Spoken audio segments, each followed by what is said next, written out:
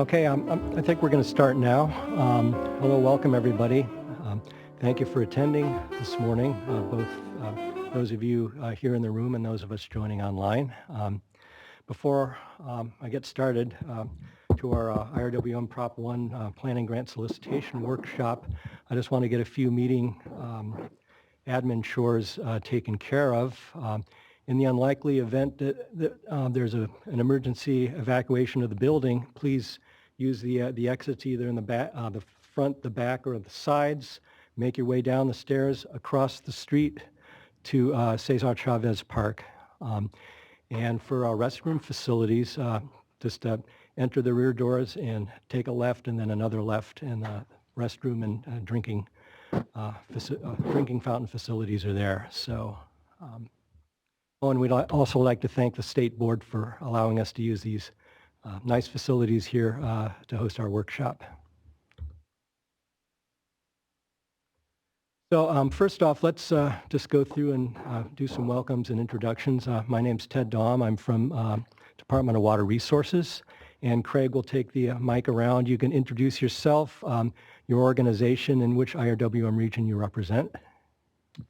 Hi, my name is Chris Marquis. I work for the State Water Board. I actually don't represent an IRWM region, but we do watershed-based planning in the Division of Water Quality. So.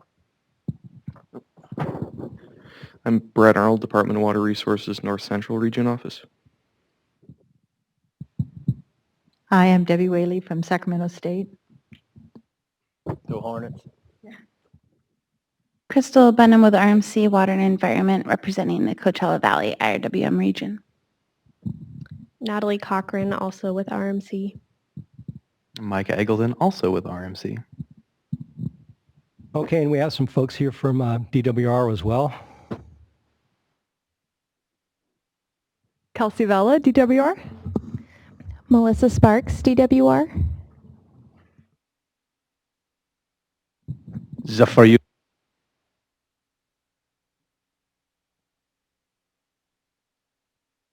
Okay, thanks.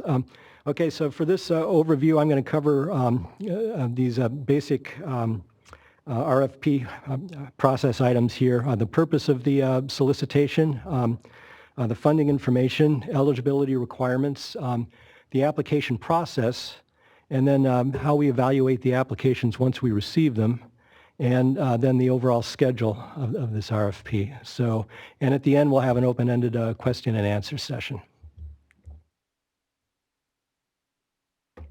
So the purpose of this, there are two types of proposal solicitations under this proposal, either updating an existing IRWM plan, updating the existing plan sections, or developing a new plan. And either of those must result in a IRWM plan consistent with the 2016 IRWM guidelines. This is a statewide grant competition with one application per IRWM region. And the region acceptance process materials, if this is a new region being formed, may be submitted concurrently with the application. And that information is found in Volume 2, Section 6 of the 2016 guidelines document. It can be submitted concurrently, but it can be submitted any time before that. The earlier the better. If you are in a situation where you're going to be submitting this information, you can do so at any time. We can't receive it any later than the application deadline and still guarantee that we'd be able to review it in time, for the application timeline. So keep that in mind.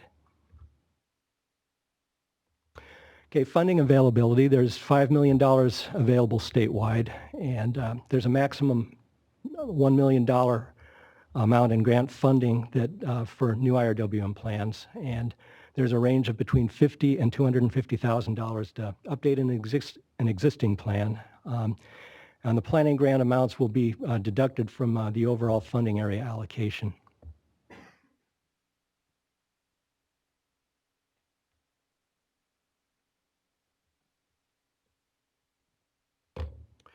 So there is a local cost share required of 50% of the overall project cost, and this has to be incurred. It can't be incurred any time before November 4, 2014. It has to be a non-state source, and in-kind services can also be used as a local cost share.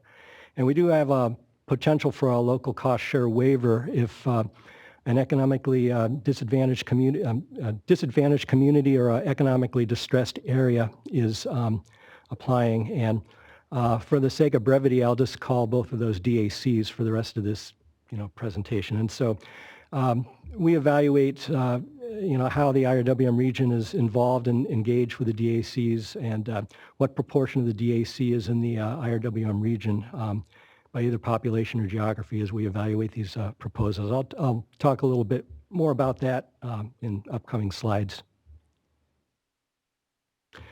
Okay, so the the applicants who are eligible to apply on behalf of the IRWM regions are the following up there on the screen behind you, and in front of you, I should say. So we evaluate. We'll have the evaluation process will determine if these are indeed eligible applicants, based on this type here. So the application process, technically, begins with a submittal to the DWR grant system. And there are 4 elements here. There's a application information, 4 tabs of information we use to evaluate the application. And user guide and videos are available on the website. It'll be at the end of the presentation here, the link to where you can find that information. And it's also found on the IRWM document, the PSP document. There's a link in the second page. So the applicant information tab contains the information that basically gives that we need to evaluate the overall proposal information. The project tab gets into more specific project related information. And questions tab we use to further determine eligibility of the applicant. And then the attachment tab actually contains the information that we'll use to evaluate the application. And what you see when you log on to the grant system can also be seen on Table 2 of the PSP document. And there's some information that's redundant, but you don't have to type in the same information more than once. It'll either be, you can either copy it or it'll automatically populate the fields in the grant system.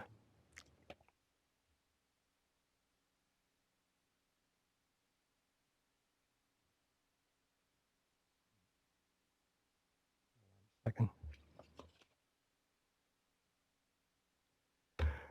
Okay, so here's an example of the project tab, a project tab that you'll see when you log on to grants. And as you can see, budget, geographic information, lat long, legislative information, such that we know that it's legally we're legally able to have an agreement with the applicant, and benefit types, other information that we use to evaluate the application proposal. So this is a list of the attachments. The first 5 attachments are basic and are required with every application. The following 6 may or may not be applicable, if it's a DAC or if it's a urban water supplier, or if it's a new IRWM that's being proposed for development.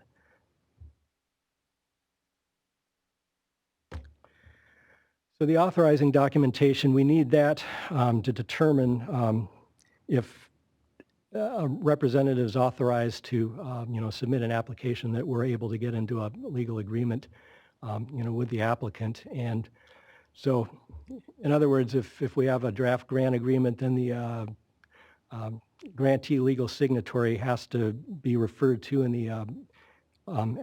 the authorizing documentation that we receive, and that's in the grant agreement.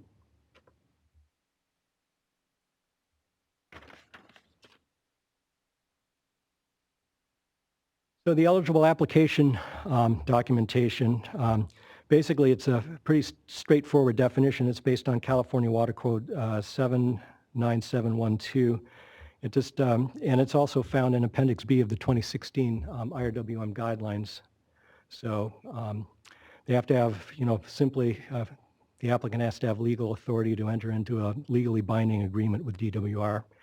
And there could be situations where additional information is present. For instance, if there are legal agreements among groups of entities that will be responsible for carrying out the project, then we'll need to get that information as well. It depends on, the applicant. The work plan here is, I think, basically the essence of the whole application, because it contains, it has to present tasks that when we evaluate, we deem necessary to develop a new plan or update an existing IRWM plan. And we have a plan review process tool that I'll describe in the next few slides that will help the applicant to determine the existing state of their plan and what information and what documentation is needed to improve the plan such that it's 2016 guidelines compliant. And so the level of detail has to be sufficient so that when we evaluate it, we know that the tasks that are proposed will be able to be carried out. Pretty straightforward. And it has to be consistent with the budget and schedule as well. Budget, schedule, work plan have to fit together. Tasks, work plan tasks, budget categories.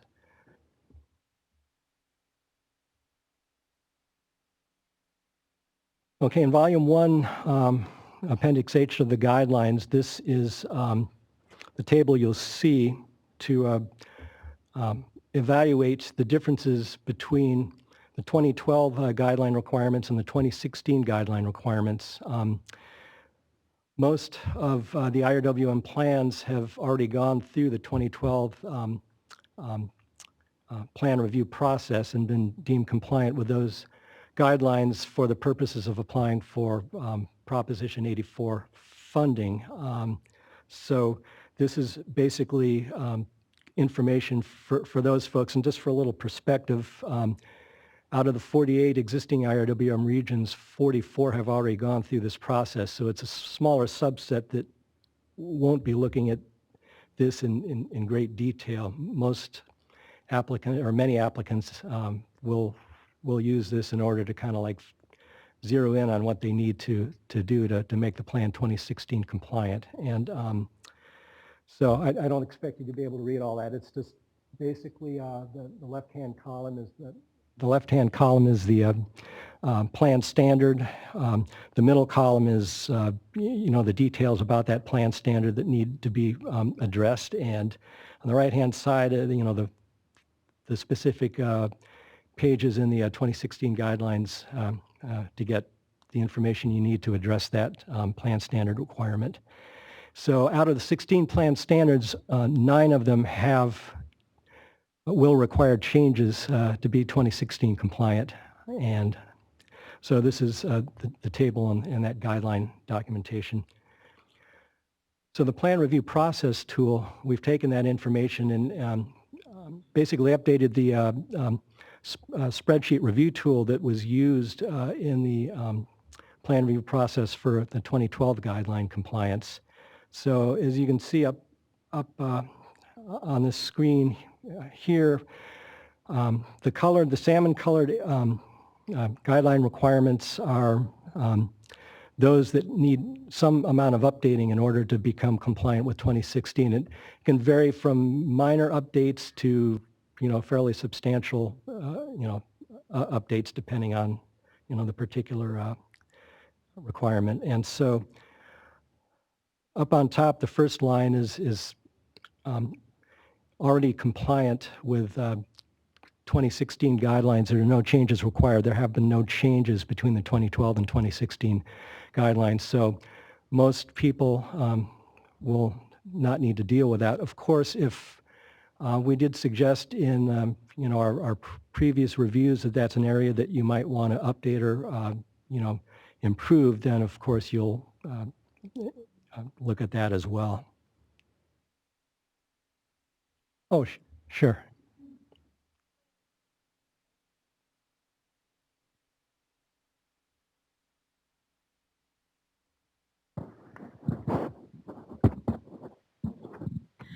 So for some regions, I think that we'll be updating things that aren't new in the guidelines, and also you didn't necessarily comment on for 2012. So for example, I know for the Coachella Valley region, we've done a lot of coordination with the stakeholders in our funding area, really as a result of the DAC process. And so we want to update that section of the IRWM plan to explain the coordination that happened, explain what's going on. So I just kind of wanted to check that that would be something that you would still consider evaluating, even though it's not new and it's also not something that we had to fix from the old plan.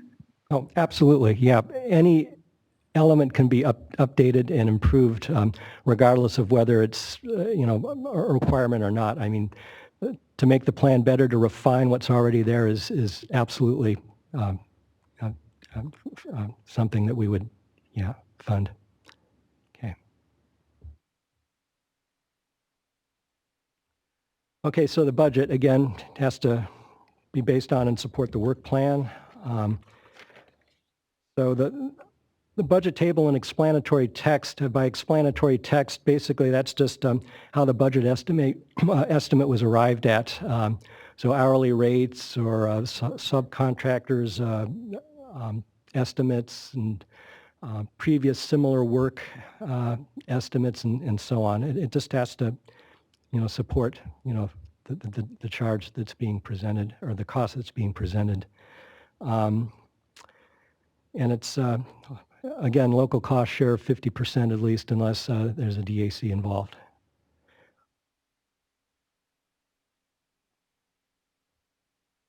Okay, the schedule, consistent. The three elements have to be consistent with each other.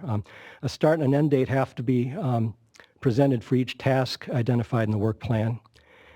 And the project needs to complete within 2 years of the commencement. This is so that an IRWM compliant plan will have time to apply for Proposition 1 implementation funds. You don't want to have an overlap where your plan's not gone through the process before, and have implementation funding deadlines. So we give a 2-year window for completing the project.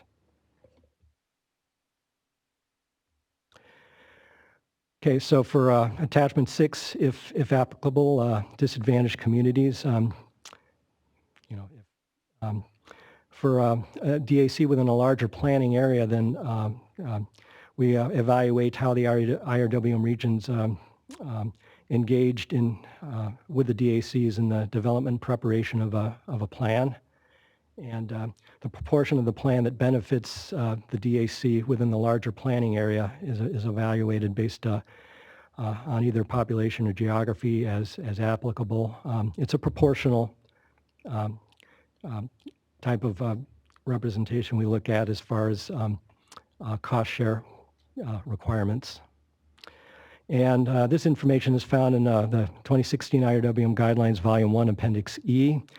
Also, there's some really good resources. We have the DAC mapping tool link there and GIS files that can be downloaded for your own system if you want to present maps in that fashion.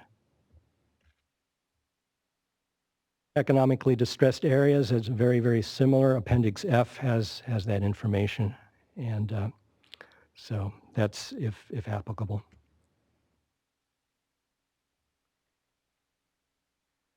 So if an agency is, it's a urban water supplier is applying for, is the applying agency, then we basically have a self-certification compliance based on Water Code 525 that needs to be filled out, signed, and uploaded to grants.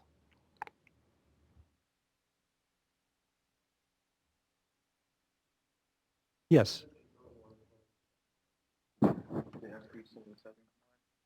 Ag suppliers, I don't believe so. Oh, Sorry. I was just asking, you mentioned urban water suppliers having to prove their metering compliance. For ag suppliers, do they need to prove compliance as well by showing through like the ag water management plans or the SB7 compliance? I don't believe so. Zafar, do you? Yeah. Okay, later for a reimbursement requirement, that's when that information would be required. Okay, so attachment 9, if applicable, the region acceptance process. Again, there are only 4 potential IRWM regions that would go through this process, and I think there are 2 or 3 so-called, white zone areas in our IRWM region map that might be looking to submit an RAP as well, but that's just potential right now. We don't know exactly who might be submitting RAP materials in this particular round. But Volume 2, Section 6 gives you the details of what you need to submit, and keep in mind that all areas will have to go through the RAP process and have an IRWM region as being, meeting those requirements in order for any funding, including the grant funding. So, that's why we ask for concurrent RAP submittal, or even before the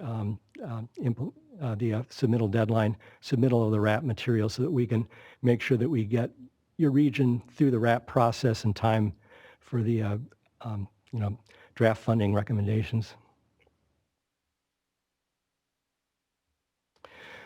So now that we've received all the materials, we will evaluate, the application in-house. Again, I don't expect you to read every word up there, but we have evaluation criteria that we will be using in order to come up with our recommendations for funding, and work plan, budget, schedule, benefits to DACs if applicable, and program preference, which I'll talk about in a little bit. There are possible points there. As you can see, they're weighted points, and the attachments where this information can be found are shown on the right-hand column.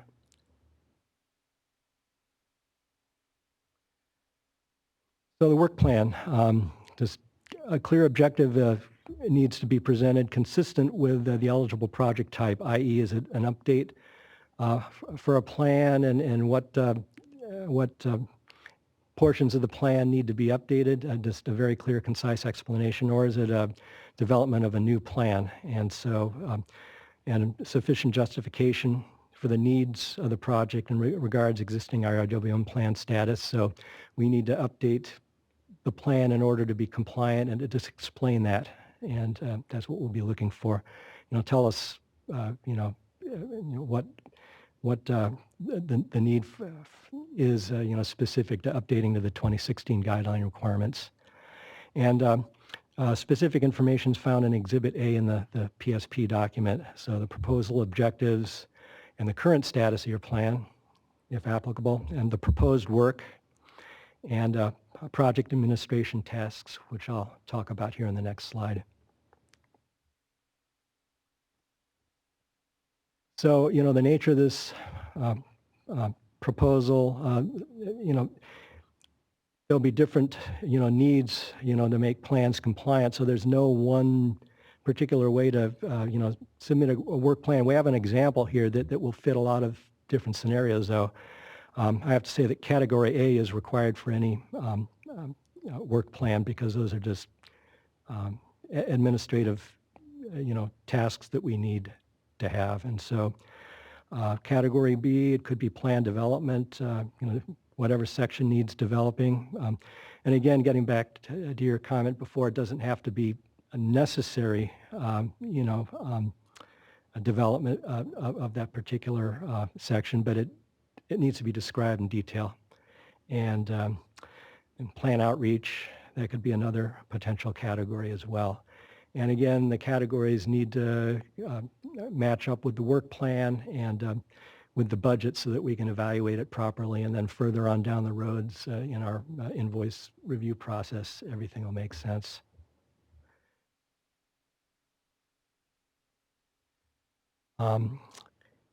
Again, just to reiterate it, the work plan has to result in a plan that meets the IRWM 2016 plan standard requirements. And those are found in Volume 2, Section 2. And again, to reiterate, a compliant plan will be necessary to apply for planning grant, implementation grant funding down the road.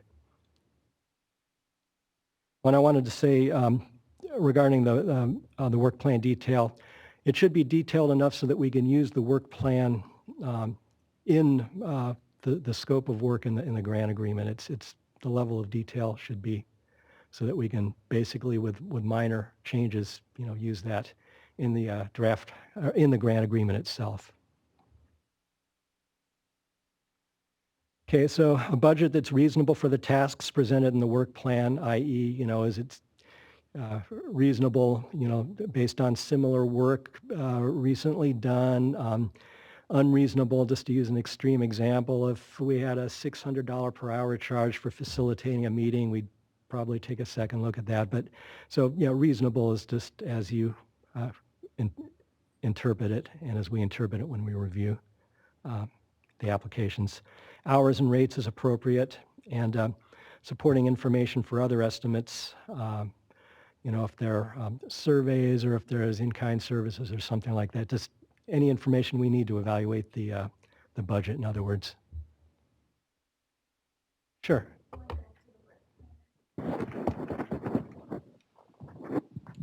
In Exhibit A about the work plan, it says the work plan must be categorized as follows: project administration, then plan development or update, and IRWM plan outreach. And so you said category A is required, but this makes it seem like all three categories A, B, and C are required. Well, they are, we need to get that information, but it depends on the type of proposal, what needs to be updated. So, yeah, obviously plan development or update, but that can be, the tasks can be whatever are required to update your plan. Okay, Yeah. so it's flexible. So I guess, yeah, so Okay. yeah, thanks for that clarification.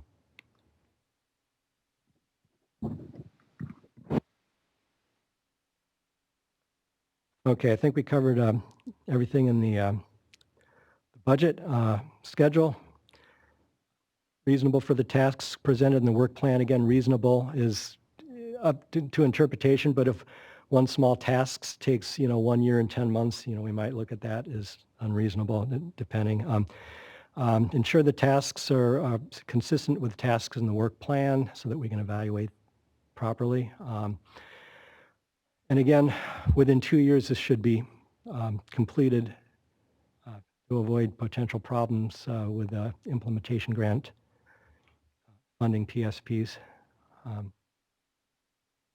So DAC application evaluation, we'll look at the strategy that will be used to facilitate and support participation in the IRWM planning process.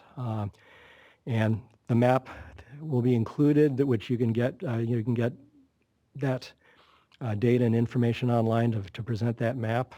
And DAC participation, this is not DAC work that's pertains to what Craig and Melissa spoke about yesterday. This is DAC specifically aimed at updating or developing an IRWM plan. So DACs with respect to plan, IRWM plan guidelines.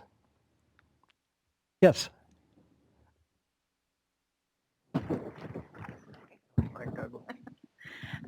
So in the past, with specifically the implementation grants, to receive DAC or EDA points, we needed to not only fill out these attachments, but there also had to be specific tasks in the work plan that essentially reinforced, explained that we are in fact doing this work. So my question for the evaluation criteria, it says that the points are going to be assigned based on the information in these two, the DAC or EDA attachments, but will you also be looking at the work plan, and are you expecting to see specific DAC-oriented tasks there?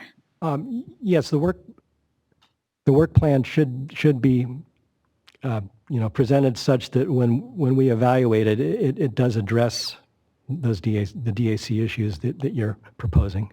Okay. Yeah. But does it have to be a specific task or what level? I guess I'm just asking what level of detail in the work plan do we need to provide to essentially give you the assurance that we are in fact doing this DAC-oriented work? Well, that's kind of difficult to answer in general terms. Well, in specific terms, I should say. In general terms, the information in the work plan has to be detailed enough such that we are have a good assurance that the work will be carried. For instance, like if there's outreach, guideline requirement that you're developing, we have to have, based on the work plan information, just enough information to have a good feel that will indeed come about. And so for details, I mean, if we could talk offline if you'd like, if you wanted to talk about specific details pertaining to your, specific, scenario, if you'd like. Okay, Kelsey's just mentioned there's a question online. Yeah, so this is from Mike Antos from SAPA. He says, please speak with more detail about how a planning grant scope needs to deal with DAC engagement as separate from the DAC program. We see these as linked and don't plan to expend planning grant dollars on DAC engagement. Rather, we will use the Disadvantaged Community Involvement Program to do that. Okay, let me initially answer that question, and Craig or Melissa, if you have more details that you want to chime in with, that's by all means. So the IRWM plan itself is at a programmatic level such that, it explains, the processes, for example, outreach, which will be carried out in order to, further the interactions of DACs within the IRWM region. And so we need enough details spelling out how that will occur, and that should be in the IRWM plan. And, based on the guideline requirements that you see in the guidelines documents. And so to dig into more detail, that might be more program specific that goes beyond the scope of the overall IRWM plan guideline requirement. So I don't know if that's clear or not. In other words, in the IRWM plan, you have to spell out your approach, and we need to know that approach is going to have enough detail.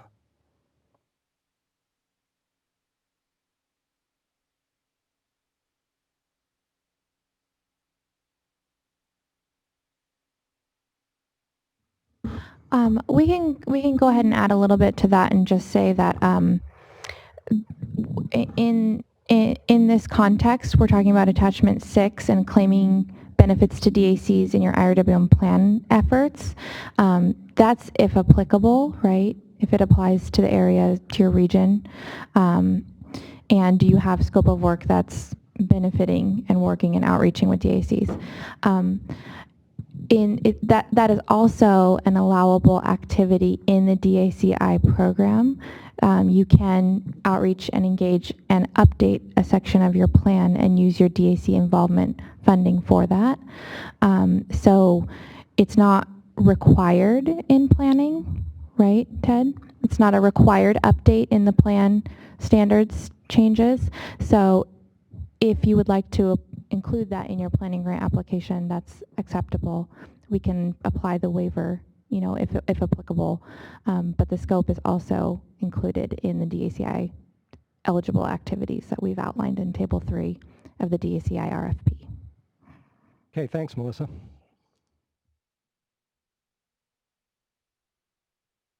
So moving on to program preference, there are points that we apply to the score for someone coming in with the development of a new IRWM plan, because the idea is to get everybody on board with the 2016 standards compliant plan, and so this is that particular program preference for this PSP.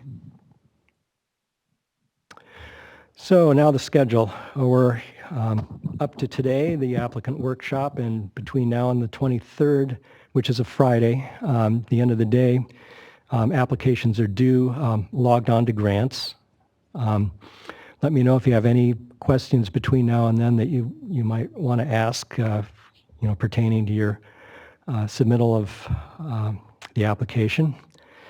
So between September and November, what we'll be doing in-house is we'll have our individual technical reviews, then we'll have consensus reviews and management reviews, and then release of the draft award recommendations based on those reviews. And between November and January, there'll be we'll have we'll receive any feedback that we receive. There's also a public review period in between after the release of the draft award recommendations, and so by January 17 we will have the release, the announcement of the release of the final grant awards.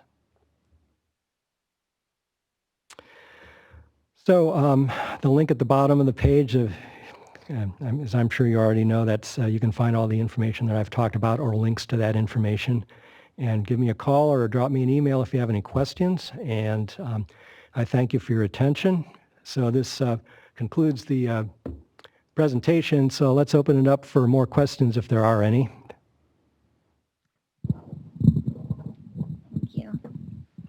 I have a question about the scoring. So in the PSP, it says that the funding will be awarded based on the application, and then it says, and other relevant factors. And so, previously when the draft came out, we had provided some comments that generally the program preferences are applied if there's like a tiebreaker situation. There will be, there's some points that are outlined in the PSP, and there isn't any information like that. So I'm just wondering if in the event of a tiebreak, if you have a plan for how you would maybe address that, or those other relevant factors have been considered at all, just because, obviously I'd like to include that information in the application if possible. Yeah, other relevant factors would include information we'd use for tiebreaker information. Region acceptance process materials, since it's concurrent, there'll be a back and forth situation if those are, submitted at the same time. So I'm not sure exactly what tiebreaker scenarios we've defined at this point. I know, Zafar, if you want to weigh in on that some more. Well, you're right, Crystal. There's no tiebreaker point, but again, what is this funding for? To update or develop new plan? But also you mentioned that, okay, is it okay if we, have some activities to improve other standards, not those 10? So can we get funding? Yes, you can. But if we see that there are some proposals focusing on those 10 versus the other proposal not targeting those 10, maybe other 6. So maybe that kind of stuff we will take into consideration later. Thanks, Zafar. Any other questions?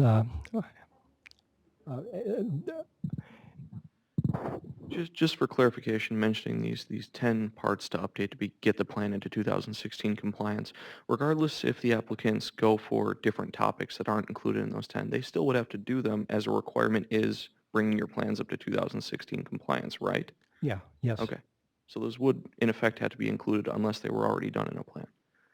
Yeah, there's some plans that have, in the last round, there's some IRWM plans that preemptively addressed some of the 2016 requirements. I mean, like with respect to, say, for example, stormwater management or functional equivalent requirements, SB 985 and so on, because they foresaw the need, and so some of those are already addressed. But in general, all those will have to be addressed to be 2016 compliant.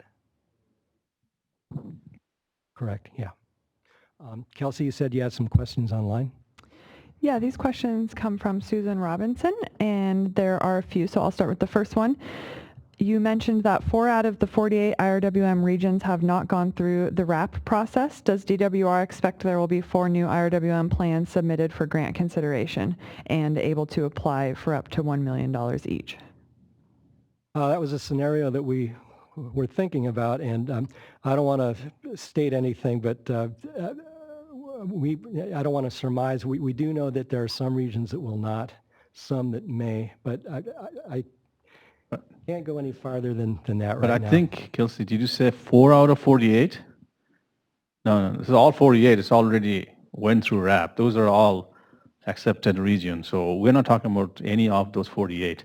Okay. Okay. Yeah, I misunderstood the question. So you're talking about RAP. You're not talking about IRWM compliant plans. Okay. So 4 regions without an IRWM compliant plan, but the RAP, yeah, all 48 went through that. There are some potential regions that conceivably could submit RAP materials as well. Thanks, Ted. The second question, application evaluation criteria. There are 4 possible points for DAC/EDA. Does this mean that regions with DACs are given preference for funding? Well, if there are DACs and the points are able to be given, then that would give a higher score. I don't know if that's a preference or not, but. Okay, the last question has to do with DAC match reduction. If a region has 40% DAC coverage, how would you calculate the match? Well, since it's proportional, that would probably be a reduction, commensurate with that percentage. I think that's how it's. There might be specific situations where it would be done differently, but that's how it would be done. Yeah, that'd be 40% would be that number used for match fund reduction. Okay, we have another question from Stacy. In this presentation, it says project must start by December 2nd, 2016 for maximum schedule score, but final awards aren't coming until January 2017. Are we eligible for cost reimbursement based on the draft award recommendations? No.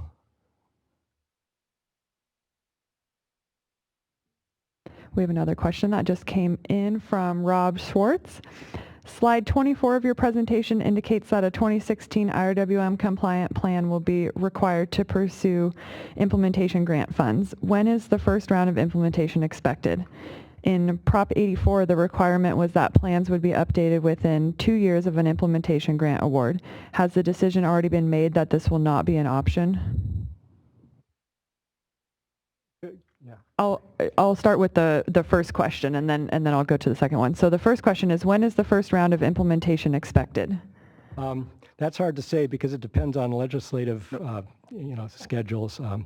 No, well, Ted, let me take it. Okay. So the first round of implementation, as of today, we are planning to do it early 2018, February, March. And what was the second part? Second part, in Prop 84, the requirement was that plans would be updated within 2 years. Right.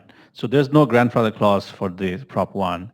So however, our expectation is to, for the regions to have their adopted IRWM plan by the time we award the fund.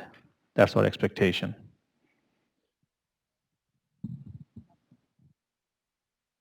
Thanks so far.